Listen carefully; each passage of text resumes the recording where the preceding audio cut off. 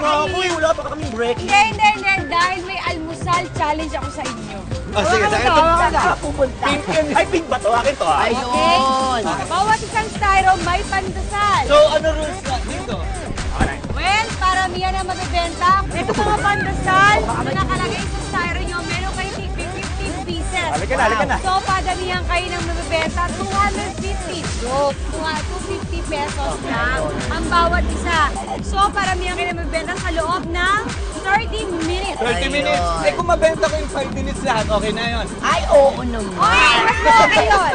Sige. Tara. Makakakain agad. Oo. May buyer na ako eh. Wow, saan dyan? Ready na sila? Ready ka na ba? Ready na. Ready ka na? Ready. O, yan, 2, 3, go! Pandesal! Pandesal, idol. Idol, pandesal. Pandesal.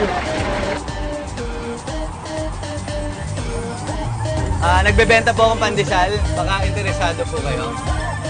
Bibili ba kayo? Okay lang? Ako, sige. 250 lang.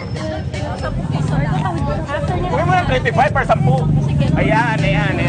Hello. Ilan na lang yan? Konti Siyam, na lang. 10, 11, 12, 13. Ilan ba yun? 16 lahat, oh.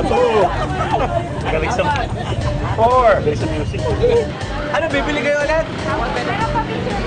Oh, sige. Picture tayo. Okay, 100 pesos. Aba, napakagalante. Pakita mo sa 100 pesos, 25 pieces. Hindi siya makaayaw.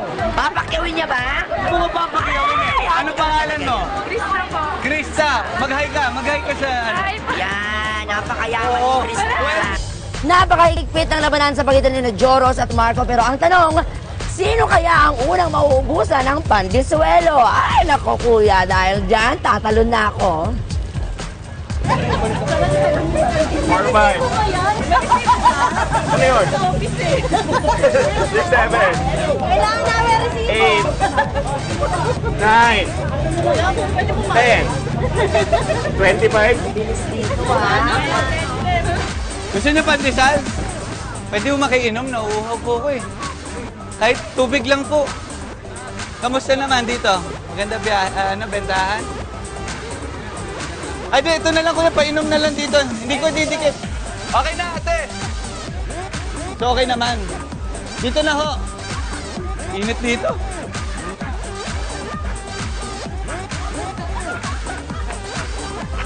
Hindi ko naman po dinikit.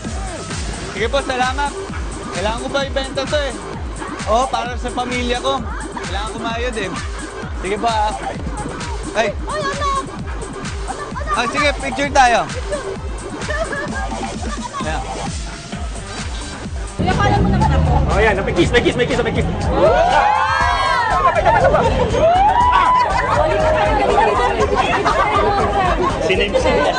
Sabi ko lang sila, bibigyan ko sila ng kiss. May ano kagad, bumili kagad.